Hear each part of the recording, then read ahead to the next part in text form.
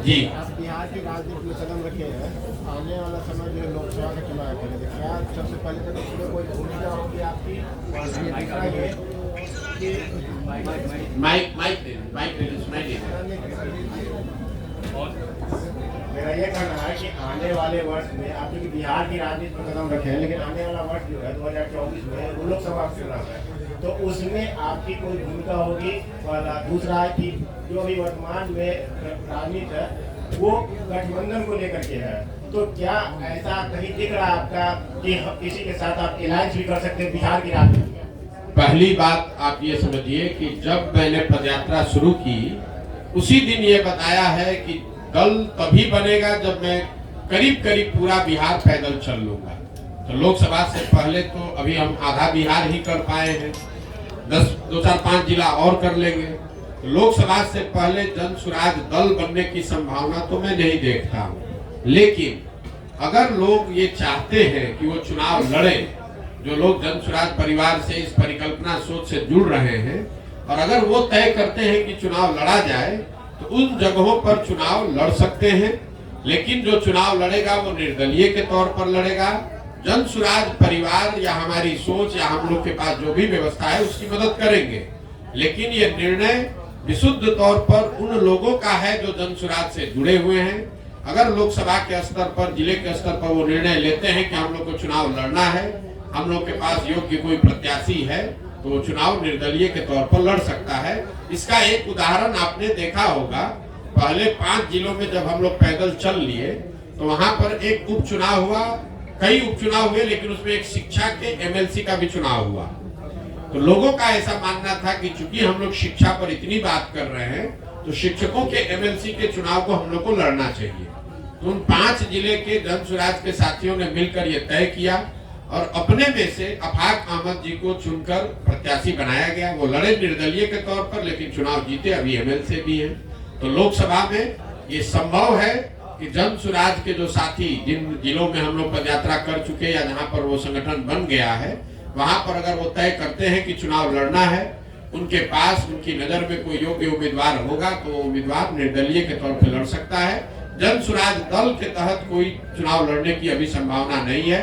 दल तभी बनेगा जब मैं पूरे बिहार की या ज्यादातर बिहार की पदयात्रा पूरी कर लूंगा। दूसरा आपने कहा गठबंधन की, तो कोई संभावना नहीं है, इसको लिख लीजिए बिल्कुल बोल्ड शब्द में। ये जन स्वराज की जो पूरी परिकल्पना है, इसमें कोई गठबंधन की संभावना किसी तरह की, किसी दल किसी व्यक्ति से है ही नहीं।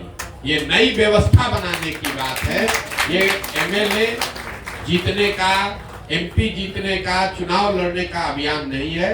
बिहार में व्यवस्था परिवर्तन के लिए इतना बड़ा संघर्ष हमने शुरू किया है। हमको 10, 20, 50 एमएलए जिताने में कोई दिलचस्पी नहीं है, एमएलए जिताने में भी दिलचस्पी नहीं है। हमारी दिलचस्पी है कि बिहार को जीता जाए, लेकिन बिहार को सही लोगों के साथ जीता जाए, उनके पास सही लोग जीते और उनके पास योजना हो, तभी बिहार सुधरेगा। और जो हमारी अपनी समझ है कि जो अभी तक हमने देखा है 16 महीनों में, अभी तक जो मुझे दिख रहा है, जब ये दल बनेगा तो बिहार की जनता तैयार है। या तो वो इस दल को अर्श पे बैठाएगी या फर्श पे रखेगी, या तो जन स्वराज को 0 सीट आएगा या इतना सीट आएगा कि आप उसको गिन नहीं पाइएगा। इसलिए गठबंधन की कोई जरूरत भी नहीं है। ये संभव है कि सारे प्रयास के बावजूद जनता इससे इत्तेफाक न रखे, लेकिन अगर इत्तेफाक रखेगी तो ये मॉडल ही ऐसा है कि इसमें या तो आप पूरा ही आपका है या नहीं तो कुछ भी आपका नहीं है। लेकिन आपने शायद एक अगला सवाल से जुड़ा, आपने एक इंटरव्यू में बताया है कि आपकी विचारधारा जो कांग्रेस से मिलती जुलती मेल खाती है, तो क्या ये इंडिकेट है कांग्रेस के लिए आप खुला रास्ता? बिल्कुल। आप देखिए, जो मैंने कहा है उसको फिर से दोहरा देता हूँ। उन्होंने पूछा आपकी विचारधारा क्या है, तो मैंने कहा कि मेरी विचारधारा, हम गांधी को लेकर चल रहे हैं और हर दिन अपने भाषणों में भी कहते हैं कि पूरा ये जो जन स्वराज है, ये आजादी से पहले, आज की कांग्रेस नहीं, आजादी से पहले जो कांग्रेस की व्यवस्था थी उस व्यवस्था को पुनर्जीवित करने का प्रयास है, जहां दल जो है वो किसी व्यक्ति विशेष का ना हो, किसी जाति का ना हो, किसी परिवार का ना हो। आजादी से पहले जो कांग्रेस थी वो किसी परिवार की पार्टी नहीं थी, वो किसी जाति विशेष की पार्टी नहीं थी, वो उन सब की का दल था जो बिहार, जो राज्य, जो देश को आजाद करना चाहते थे। तो जन सुराज उस सोच से प्रेरित है कि बिहार में वो दल बने, हर वो व्यक्ति जो बिहार के पिछड़ापन से, गरीबी से, बदहाली से परेशान है, वो इसमें जुड़े और जुड़कर बिहार में परिवर्तन के लिए प्रयास करें। हम वो विकल्प बना रहे हैं और विचारधारा के आधार पर निश्चित तौर पर अगर आप महात्मा गांधी को लेकर चले हैं तो मैंने ये कहा कि आप कांग्रेस जिस विचारधारा को रिप्रेजेंट करने का दावा करती है, मेरी विचारधारा वही है। वो कर पा रहे हैं कि नहीं कर पा रहे हैं उनका मामला है, हम कांग्रेस में नहीं है। हमारी विचारधारा वो है जो महात्मा गांधी की विचारधारा कांग्रेस में थी, उसी विचारधारा को लेकर चल रहे हैं और उसी को आप कह रहे हैं कि कांग्रेस के लिए दरवाजा नहीं खोल रहे हैं। वो विचारधारा ही हम कह रहे हैं कि हमारी वही विचारधारा है। महात्मा गांधी की जो विचारधारा थी उसी विचारधारा से प्रेरित होकर इस व्यवस्था को बनाने का प्रयास है और उसी विचारधारा को कांग्रेस या उनके साथी दल उस विचारधारा का प्रतिनिधित्व होने का दावा करते हैं। उस नजरिए से आप कह सकते हैं कि मेरी विचारधारा उनसे मिलती जुलती हो सकती है या उनके करीब हो सकती है।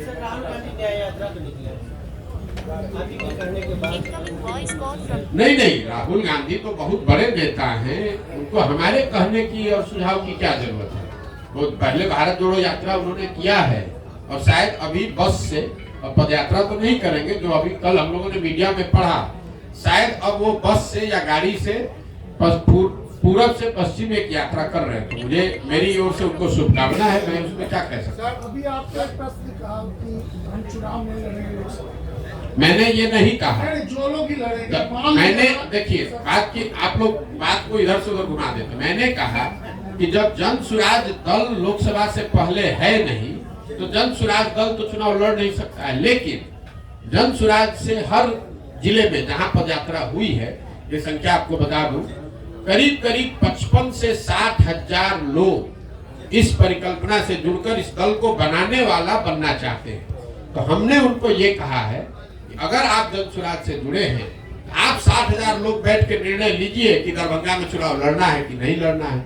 अगर वो निर्णय लेंगे और उनके पास इस विचारधारा के मानदंडों के हिसाब से कोई चेहरा मिल जाए उम्मीदवार के तौर पर, तो उसको हर हालत में पूरी मजबूती से निर्दलीय के तौर पर लड़ाया जाएगा। लेकिन अगर किसी कारण से आपको चुनाव नहीं हो पाता, हमारे जिला की बात है, दरभंगा लोकसभा में नहीं हो पाता, कोई नहीं लड़ेंगे, कोई हड़बड़ी नहीं। लेकिन जो आपके साथ जुड़े हुए लोग हैं, हाँ, उनको आप क्या कहेंगे? किन पार्टी को? कोई दिक्कत कुछ नहीं कहेंगे।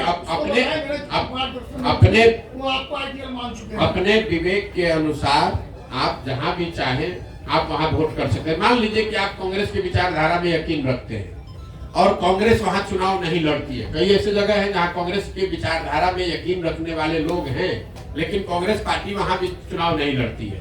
कई ऐसे जगह है जहां बीजेपी के विचारधारा के मानने वाले लोग हैं, लेकिन भाजपा वहां चुनाव नहीं लड़ती है। तो क्या करते हैं, अपनी समझ से जो उपलब्ध ऑप्शन है उसमें से आप चुनाव करके उसको जिसको वोट देना दीजिए। अभी तो आपको बताया भैया, किसी पार्टी से मिल, हमारी विचारधारा, मेरा अपना मत ये है कि जो आजादी से पहले महात्मा गांधी की कांग्रेस थी, हम उसी से प्रेरित होकर जन सुराज हमने शुरू किया है। विचारधारा जो गांधी की विचारधारा थी वही विचारधारा जन सुराज की विचारधारा है, या उसको बनाने का आज के संदर्भ में उसी के करीब रहने का प्रयास है। सर, अभी आपने कहा कि लालू के डर से बीजेपी को वोट दिया था, बीजेपी के डर से लालू को। 2005 से लेकर आज तक नीतीश जी को किसके डर से वोट मिला? नीतीश जी को 2 वजहों से वोट मिला है। पहली बात, जो नीतीश कुमार को वोट देता है उसका मेन वोट वही है जो लालू जी के खिलाफ वोट देता है। और दूसरा, 2005 से 2010-12 तक उनकी जो सरकार यहाँ चली उसमें कुछ काम होता, सुधार होता लोगों को दिखा, तो वो सुधारवादी लोग भी उनको वोट दिया उन लोगों ने। लेकिन 2014 के बाद से नीतीश जी के राज में सुशासन का वो चीज देखने को नहीं मिला।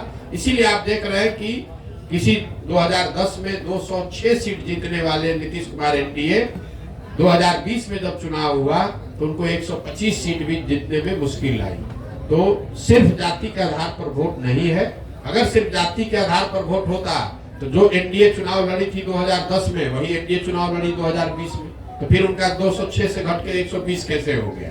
यही बात तो हम आपको बता रहे हैं। नीतीश कुमार की जो पूरी राजनीति है, जो उनका वोटर है, वो लालू विरोध पर, लालू जी के जंगल राज के विरोध पर ही खड़ी रही है।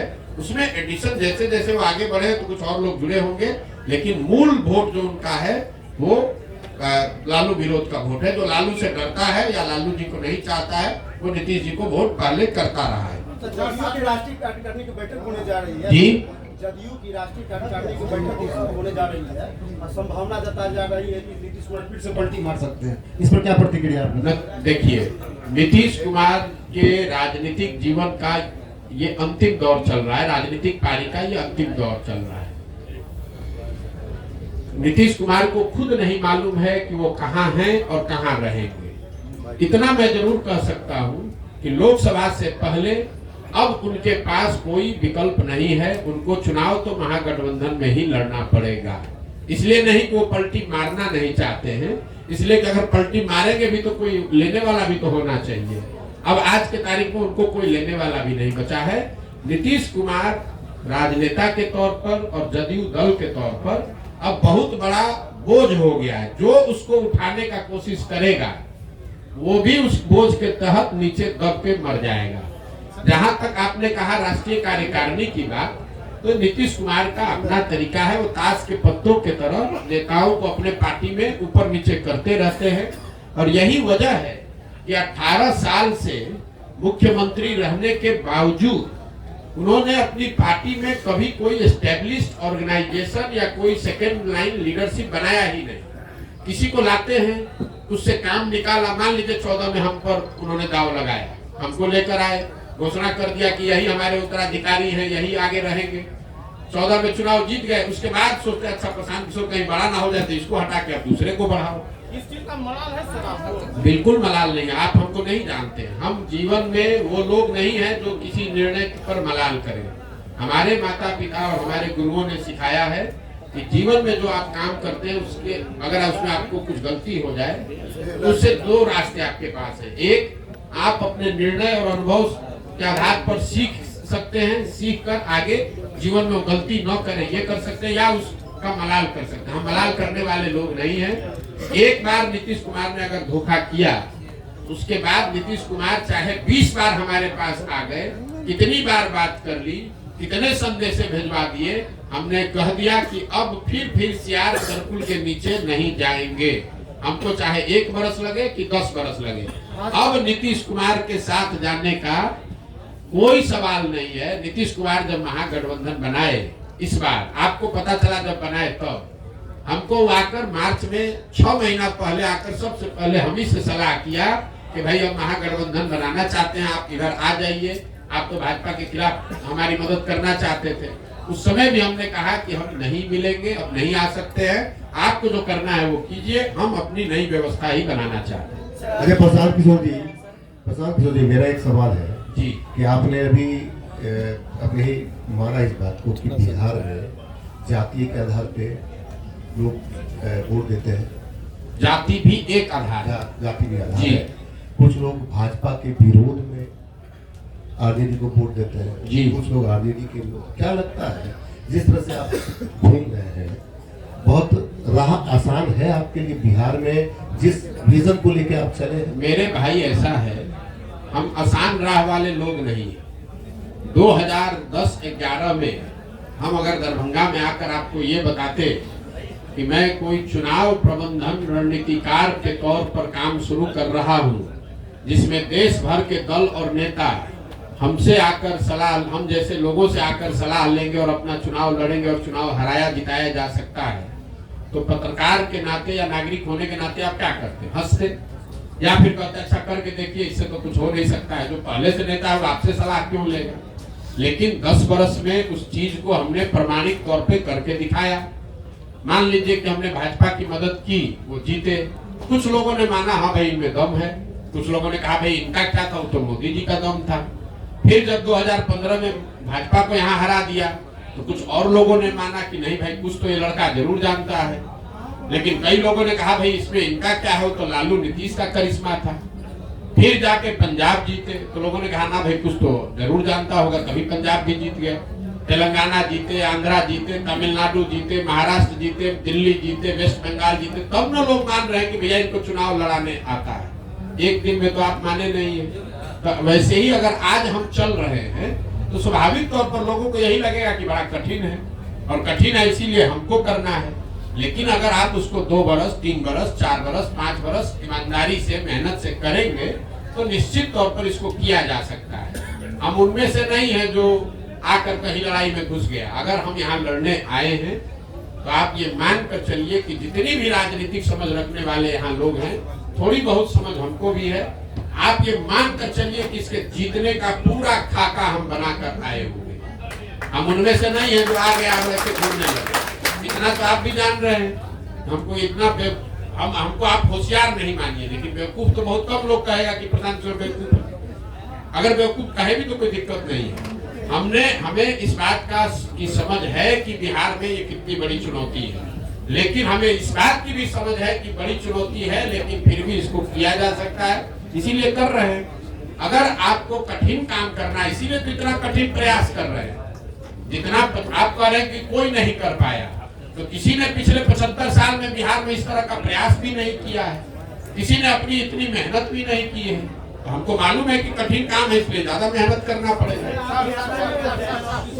आप विकल्प की बात करते हैं सर। उम्मीद की जाए जो आपकी यात्रा समाप्त होगी और जो समस्याएं आप देख रहे हैं 15.5 महीने में जो आपने देखा और आगे भी जो देखेंगे उसका समाधान कब तक? देखिए, मैंने अपने यात्रा के लिए अन्य पदयात्रियों के मुकाबले या दूसरे यात्राओं के मुकाबले मैंने कोई दिन और समय किलोमीटर निश्चित नहीं किया। मेरा संकल्प है कि मुझे पूरा बिहार करना है। करने में 1 बरस लगे या 3 बरस लगे, हम उसको ईमानदारी से कर रहे हैं। हम 15 महीना 16 महीना हो गया हम यहीं पर हैं। अभी 12 जिला किए, हमको कोई घबराहट नहीं। हम दरभंगा आए 25 दिन का कार्यक्रम बनाकर, यहाँ हमको 35 दिन लग रहा है। क्यों? कई बार लोग चाहते हैं कि आप ये गांव भी घूम लीजिए, वो गांव भी घूम लीजिए। सिर्फ पदयात्रा ही नहीं है, पदयात्रा के साथ मुझे दरभंगा से निकलने से पहले उन लोगों को चिन्हित भी करना है जो इस परिकल्पना को, इस संगठन को यहाँ बनाएंगे, चलाएंगे। हमको दरभंगा के हर पंचायत का योजना भी बनाकर निकलना है। तो हम ये दावा नहीं कर सकते कि ये कब खत्म होगा, लेकिन अभी तक का जो अनुभव है उसके हिसाब से आप मान कर चलिए कि 1 डेढ़ साल और अभी कम से कम लगेगा, और मुझे कोई जल्दी नहीं है। उसके नहीं समाधान तो भाई, समाधान का रास्ता तो बनाते जा रहे हैं। समाधान तो तभी होगा जब लोग अपनी समस्याओं पर वोट करेंगे। समाधान तब होगा जब सही लोग चुन कर आएंगे। समाधान तब होगा जब इन समस्याओं के निवारण का रास्ता, योजना, विजन बनाया जाए। तो तीनों चीज पे लगे हुए हैं। जब इसको पूरा करेंगे तो आपको सफलता दिखती मिलेगी। प्रसाद जी एक सवाल मेरा है। आपने जो क्राइम को लेकर, बिहार में बढ़ते क्राइम को लेकर एनसीबी के डाटा पे बात की है, तो मेरा एक अनुमान है कि पहले प्रीवियस ईयर में जब क्राइम का ग्राफ बहुत था, अब जो है चूंकि पहले केसेस दर्ज नहीं होती थी, सोशल मीडिया इतना एक्टिव नहीं था, लोगों के संज्ञान में बातें नहीं आती थी, और अब एक छोटी सी भी घटना घटती है तो वो केस रजिस्टर्ड होता है। सर केस अब रजिस्टर्ड होता है तो ऑब्वियसली क्राइम का डाटा जब ये केस रजिस्टर्ड होगा तो एनसीबी के पोर्टल पे जब वो चढ़ेगा तो ग्राफ तो दिखेगा कि नहीं। मेरे भाई आपका भ्रम है, हम आपको क्लेरिफाई कर रहे हैं। सर आपका कहना ये ठीक है कि जब लालू जी का राज था तब एफआईआर होता ही नहीं था थाना में, तो क्राइम दिखेगा कैसे? लेकिन आपने ध्यान नहीं दिया, मैंने डेटा कंपेयर किया 21 का 22 से। तो 21 में तो क्राइम रजिस्टर हो रहा था जी, तो 22 में भी क्राइम रजिस्टर हो रहा है। तो क्राइम रजिस्टर होने की वजह से ऐसा हो जाए ऐसी बात तो है नहीं। जो व्यवस्था से क्राइम रजिस्टर करने की व्यवस्था 21 में थी वही आज 22 में भी है। उसमें 24% की बढ़ोतरी हुई है। ऐसा नहीं हुआ है कि 2022 में बिहार सरकार ने क्राइम के प्रति ज्यादा सेंसिटिविटी दिखाते हुए नए थाने सेट कर दिए या एफआईआर की प्रक्रिया को आसान कर दिया, ऐसा कुछ नहीं हुआ है। प्रक्रिया जो 21 में थी वही 22 में। अगर हम 2005 से कंपेयर करें तो अब आपका बात ठीक है। हम तो 21 को 22 को 21 से कंपेयर कर रहे हैं, और उसमें क्राइम रजिस्टर करने की जो व्यवस्था है उसमें कोई आमूलचूल परिवर्तन नहीं लाया गया है। तो ये कंपेरेबल डेटा है और 24% FIR ज्यादा हुए हैं, ज्यादा कॉग्निटिबल क्राइम हुए हैं, ये डेटा दिखा रहा है। और सिर्फ दिखाने की बात नहीं है, सिर्फ आंकड़ों की बात नहीं है। हम लोग जब पैदल चल रहे हैं और आप लोग भी समाज में रहते हैं, मैंने आपको क्या कहा पूरी बात सुनिए। जब शुरुआती महीनों में मैं चल रहा था तो लोग बताते थे कि भैया देखिए अब आजकल फिर क्राइम बढ़ेगा शायद। फरवरी के बाद मतलब महागठबंधन सरकार बनने के 5-6 महीने के बाद से लोग आकर कह रहे भैया देखिए क्राइम बढ़ गया है। तो मैं जो लोगों से सुन रहा हूँ वो भी डेटा में कहीं ना कहीं, क्योंकि अभी जो हम चल रहे हैं डेटा तो उससे पहले का है, इस बार डेटा उससे भी बढ़कर आएगा। सर मेरा सवाल है कि आप विकल्प की बात करते हैं तो बिहार जो है 1975 से ही विकल्प की तलाश में रहा है और जितने क्षेत्रीय छत्रप है उसी विकल्प की उपज है और इन सारे लोगों ने बिहार को छला और ठगा है। तो आप जन स्वराज जो है एक विकल्प के रूप में देखा जा रहा है, इसकी क्या गारंटी है कि पिछले लोगों की तरह जन स्वराज बिहार के लोगों? मेरे भाई हमारी हर भाषण को सुन लीजिए। हम हर भाषण में पहले कहते हैं कि आप बिल्कुल प्रशांत किशोर पर भरोसा मत कीजिए, आप अपने आप पर भरोसा की। प्रशांत किशोर अगर जन स्वराज बनाते, हम इसके नेता होते, हम आपको कहते कि हम आपका ठीक कर देंगे, तब में धोखा देते। हम तो आप हमारी भाषणों को जाकर सुन लीजिए। हम ये कह रहे हैं कि कोई प्रशांत किशोर 10 प्रशांत किशोर आ जाएगा तब भी आपका जीवन नहीं सुधरेगा। आपको अपने आप में अपने वोटिंग बिहेवियर में सुधार करना है और दल अगर बनाना है तो सबको मिलकर बनाना होगा ताकि कोई किसी को न ठगे। अगर बिहार के 10 लाख लोग मिलकर दल बना रहे हैं तो सब लोग तो एक दिन में नहीं परिवर्तित हो जाएगा। प्रशांत किशोर तो ठग सकते हैं। आपने कहा पहले हुआ है, पहले किसने यहाँ बिहार में सबको सबसे संवाद करके मिलके इतनी बड़ी पदयात्रा करके किसने दल बनाया है? यहाँ दल तो आधा मिनट में बनता है। जो दल बनाया वो कहा कि हम इसके नेता रहेंगे और हमारे बाद हमारे बेटा रहेंगे। दल तो यहाँ ऐसे ही बनता है। बिहार के लोगों से बातचीत करके कोई दल बना हो, आप हमको बता दीजिए, हम मान लेंगे कि हमारी गलती है। प्रशांत जी मेरा दो सवाल है।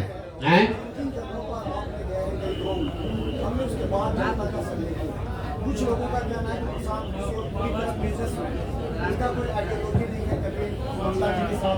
कभी ममता जी के साथ उनका होता है तो कभी बीजेपी के साथ, फिर महागठबंधन के साथ। किसी न किसी व्यक्ति का तो एक आइडियोलॉजी होना ही चाहिए। एक बिजनेसमैन का कोई आइडियोलॉजी नहीं हो सकता। तो जनता कह रही है कि प्रशांत किशोर, पप्पू यादव, विकास वैभव और प्रशांत किशोर इस तरह एक टीम बनाकर काम कर रहे हैं जो कहीं ना कहीं महागठबंधन या फिर बीजेपी से समझौता करने की बात करेंगे। देखिए मेरे भाई, ऐसा है कि हमारा काम ही हमारी पहचान है। हम किसी मुख्यमंत्री प्रधानमंत्री के लड़के नहीं हैं और आप क्या करते हैं हमको मालूम नहीं है, लेकिन जो बिजनेस करता है उसकी कोई आइडियोलॉजी नहीं है। ये आपकी समझ है, ये समाज की समझ नहीं है और इसमें सच्चाई भी नहीं है। मान लीजिए एक बार तो आपकी बात मान लेते हैं कि हम बिजनेस करते थे। हम बिजनेस करते थे ना, चोरी नहीं ना करते थे, किसी का लूटे नहीं ना है, कहीं भ्रष्टाचार नहीं न किए हैं। अपने दिमाग से, अपने हुनर से, अपनी मेहनत से हमने बिहार का, जहां आप जाकर मजदूरी करते हैं उन राज्यों में जाकर हमने बिहार का झंडा गाड़ा है, वहां बिहार का झंडा बुलंद किया है। आप बहुत आइडियोलॉजी वाले हैं, आप बहुत आइडियोलॉजी वाले हैं, तो आपके बच्चे जाकर वहां ठेला पर सब्जी बेच रहे हैं। हमारी आइडियोलॉजी नहीं है तो उन्हीं राज्यों में जाकर हम वहां के राजा को बनाते हैं। तो आपको तय करना है कि आपको किसके साथ रहना है और मेरी आइडियोलॉजी क्या है, इसको समाज को जांचने दीजिए। स्वाभाविक है बहुत लोगों को अच्छा नहीं लगेगा तो न लगे, उससे क्या दिक्कत है। जब देश आजाद हुआ, प्रशांत किशोर तो बहुत छोटे आदमी हैं, जब देश आजाद हुआ जिस दिन 15 अगस्त 1947 को, उस दिन भी इसी देश के हजारों ऐसे लोग होंगे जो अंग्रेजों से सैलरी लेकर उनके साथ काम कर रहे थे। उनको तो महात्मा गांधी पर भरोसा नहीं था, उनको देश की आजादी पर भरोसा नहीं था। तो ये तो समाज है। कभी 100% लोग तो आपसे, समाज में 100% लोग तो आपकी बात से सहमत नहीं होंगे। हम अपना काम कर रहे हैं, लोग सहमत हो न हो ये उनकी पीड़ा है, उनकी समझ है, हमें उसकी ज्यादा चिंता नहीं है।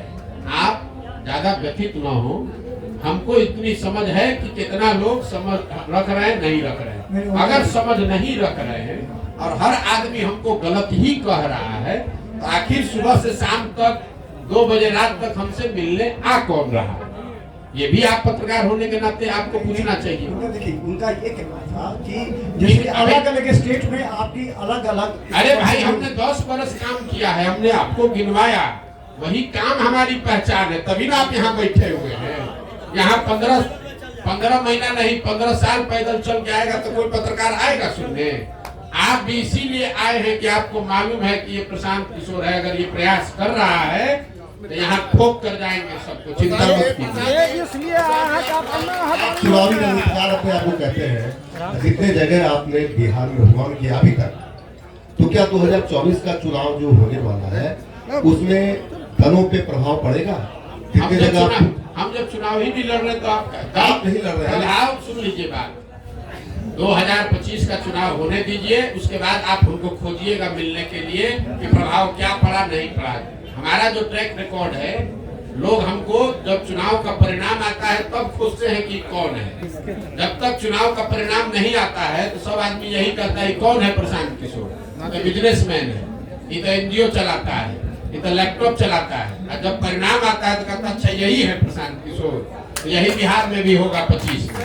एक सवाल मेरा आखिरी है, जिसको भी आपको लगता है ना कि जो बहुत बड़ा राजनीति का समझ है, उसको भी प्राइवेट में जाकर पूछ लीजिएगा, जिसको दम हो बिहार में, जिसको भी दम है, उसको खुली चुनौती दे रहे हो, खाली कह दे कि हमको भैया ये चुनाव हम लड़ेंगे प्रशांत किशोर के खिलाफ, पूरा बिहार में जिसको दम है कि हम आके सामने कहते हैं हम लड़ाते हैं, जरा जीत के दिखा दें, जिसको दम है, खुला चुनौती दे रहे हैं। तीनों दल का जो नेता बिहार का कोई क्षेत्र चुन ले और कहे कि भैया हमको यहाँ हरा कर दिखा दीजिए, उसको दिखा देंगे कि कैसे चुनाव लड़ा जाए। हमको किसी से सर्टिफिकेट की जरूरत नहीं है, हम यहाँ चुनाव लड़ने नहीं आए हैं, हम बिहार में अपना जीवन खपा रहे हैं इस राज्य को सुधारने के लिए। सुधरे न सुधरे वो समय बताएगा। चुनाव को लेकर हमको बिहार के टुटपुंजिया नेताओं से सर्टिफिकेट नहीं चाहिए। ये बिहार में जो लोग नेतागिरी करते हैं, इनके जो आका है उनकी जब गाड़ी फंसती है तो हमसे सलाह लेने आते हैं। अब उनको हम बताएंगे चुनाव कैसे लड़ा जाएगा, ये हमको बताएंगे। पप्पू यादव जी ने आरोप लगाया है, चलिए छोड़िए आगे बढ़े। मेरा एक प्रश्न, एक तरफ रामलला की मूर्ति का 22 तारीख को 22 तारीख को अयोध्या में मंदिर पूर्णिमा है, दूसरी तरफ राहुल गांधी यात्रा निकाल रहे हैं। कई लोग ऐसे हैं नेता जो वहां जाने के लिए, ऐसी स्थिति में प्रशांत किशोर जो भोजन के बहुत नजदीक होते हैं, साथ ही साथ हर चीज को जानते हैं, क्या कहेंगे जिनको मंदिर निर्माण और एक तरफ यात्रा, वोटर भी कर और नेता भी कर। अरे ये कंफ्यूज आप लोग हैं। राम मंदिर का उद्घाटन चुनाव में बहुत बड़ा मुद्दा नहीं है। मैं आपको ये अपने अनुभव के आधार पर बता देता हूँ।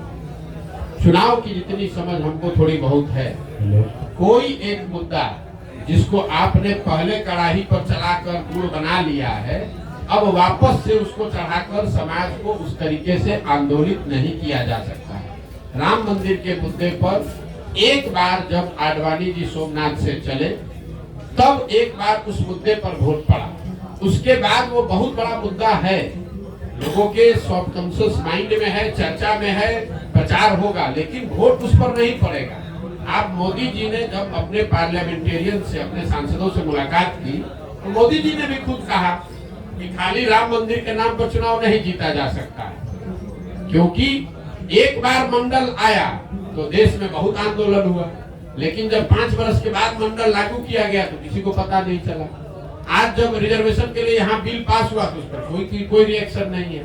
तो समाज की इतनी समझ रखिए, काठ की हांडी या कच्ची हांडी, आप एक ही चीज को बार बार नहीं चला सकते हैं। जन आंदोलन हुआ अन्ना के समय में लोकपाल को लेकर, आज आपको लगता है कि जन लोकपाल के नाम पर आंदोलन फिर से हो सकता है?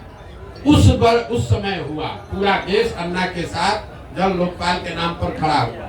आज अगर अन्ना भी आ जाए, जन लोकपाल फिर से लेकर बैठ जाए तो भी कोई नोटिस नहीं लेगा। तो राम मंदिर का उद्घाटन बहुत बड़ी घटना है, उसकी चर्चा होगी, बीजेपी उसका प्रचार प्रसार भी करेगी, उसका लाभ लेने का कोशिश भी करेगी, लेकिन वोट उस पर बहुत ज्यादा प्रभावित उसकी वजह से नहीं हो, दूसरी वजह से लोग वोट भले दे दे, वो अलग बात है। राम मंदिर का निर्माण एक घटना बहुत बड़ी घटना है, उसका उद्घाटन बहुत बड़ी घटना है। हाँ सर, राम मंदिर का निर्माण नहीं, बात घुमाते बहुत है। राम मंदिर का उद्घाटन एक बड़ी घटना है, लेकिन उस घटना का वोट पर सीधा प्रभाव नहीं पड़ेगा। आप जाकर यहाँ पूछ लीजिए जो भाजपा को वोट दे रहा है कि वोट आप इसलिए दे रहे हैं कि 22 तारीख को उद्घाटन है, कि वोट आप इसलिए दे रहे हैं कि मोदी जी नेता है। तो ज्यादातर लोग कहेंगे कि हम वोट मोदी की वजह से दे रहे हैं। ये नहीं कहेगा कि 22 तारीख को उद्घाटन है इसलिए हम कम्युनिस्ट पार्टी के वोटर थे, क्योंकि 22 को उद्घाटन है तो भाजपा को देने लगेंगे। ऐसा लोग नहीं मिलेगा। हाँ सर, दिख रहा है प्रशांत, मोदी को टक्कर देने वाला विपक्ष में कोई दिख रहा है चेहरा आपको? मेरे भाई एक चीज मैं आपको बता दूं, देश में विपक्ष कभी कमजोर नहीं होता है, विपक्षी पार्टी कमजोर हो सकती है। जो मोदी जी महामानव बताए जा रहे हैं, इनको कोई नहीं हरा सकता है। 2000 आगे की बात छोड़ दीजिए, भविष्य की 2019 में जब वो चुनाव लड़े, पूरी उनकी ताकत, उनका करिश्मा, संघ, आइडियोलॉजी, पुलवामा सब मिला दीजिए, तब भी जो 100 लोग वोट देने गए बूथ पर, उसमें 38 लोगों ने मोदी जी के भाजपा के पक्ष में वोट दिया, 62 लोगों ने नहीं दिया। तो 62 लोग ज्यादा है कि 38 ज्यादा है? तो इस देश में विपक्ष कभी कमजोर नहीं है। ये जरूर है कि विपक्ष का जो दल, विपक्ष की सेंटिमेंट को रिप्रेजेंट करने वाले जो दल है वो कमजोर हो सकते हैं। इसलिए आप गांव देहात में घूमते हैं तो ऐसा नहीं है कि हर गांव में लोग जय जयकारा कर रहा है कि भैया भाजपा आ गई तो हमारा जीवन बदल गया, लेकिन फिर भी जाकर वो वोट इसलिए दे सकता है कि उसको लगता है कि राहुल गांधी के मुकाबले तो फिर भी ये ठीक है, या लालू यादव के मुकाबले फिर भी ठीक है, इसलिए लोग वोट देते हैं। चेहरा कोई नहीं है।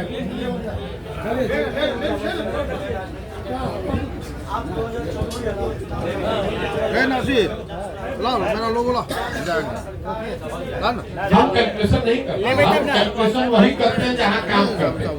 हम बंगाल में काम कर रहे थे, हमने बंगाल का कैलकुलेशन बताया नहीं, हम कुछ आइडिया वाले नेता नहीं है। हम जो बोलेंगे बिहार के नजरिए से आपको बोल देते हैं, आप इसको हेडलाइन ले लीजिए। बिहार में लोकसभा चुनाव में जदयू को, इस बात को ध्यान रखिएगा, फिर महागठबंधन नहीं कह रहे हैं, जदयू को 5 सीट भी नहीं आएगा, और अगर आ जाए तो हमारी गर्दन पकड़ लीजिएगा। 5 सीट भी नहीं आएगा, और लोकसभा चुनाव के बाद जदयू एज ए राजनीतिक दल का विघटन शुरू हो जाएगा। हम उन बातों पर टिप्पणी नहीं करते हैं जिसका हमको सीधा अनुभव नहीं है।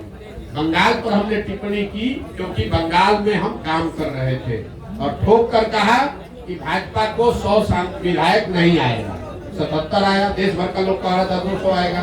तो यहाँ बिहार के नजरिए से आपको कह देते हैं जदयू को 5 सीट नहीं आएगा, 1 आए 2 आए 5 पार हो जाए तो आप हमारा गर्दन पकड़ लीजिएगा, बिहार की जनता के सामने खड़ा होकर माफी मांगिएगा। क्या नहीं दे? अरे टूट कुछ नहीं होता है। अभी नीतीश कुमार मुख्यमंत्री के कुर्सी पर हैं, टूट तो नीचे से अंदर पूरी हो गई है। अब चूंकि सत्ता में वो बैठे हुए हैं तो लोग उनके साथ चिपका हुआ है। लोकसभा तक इंतजार करेगा, लोकसभा का रिजल्ट आएगा, उसके बाद उस दल का विघटन शुरू हो जाएगा।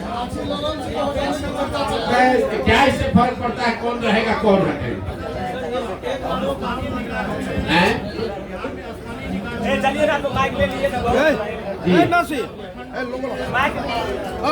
बिल्कुल सबको समर्थन दिया जा रहा है जो